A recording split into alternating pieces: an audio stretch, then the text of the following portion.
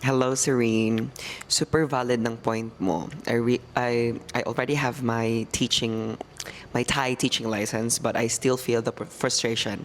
Lalo na't karamihan sa mga friends ko dito ay hirap na hirap pa rin sa proseso. Ang bigat sa loob kasi parang hindi sapat yung pinag-aralan natin sa Pilipinas. The degrees that took years to finish and suddenly feel like they don't count, and teachers are left with no choice but to study again or take modules from Kusapa just to meet the requirements. It's kind of disheartening, especially for those who are already experienced and passionate about teaching. Nakakapagod kasi bukod sa pagtuturo, iniisip mo pa yung dagdag gastusin at oras para lang makuha ang license na dapat sana ay automatic na nare-recognize.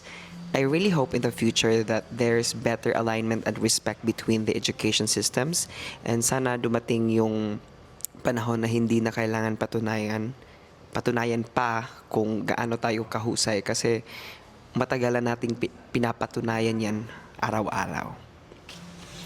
But I feel you, Serene. I really feel you. I really do.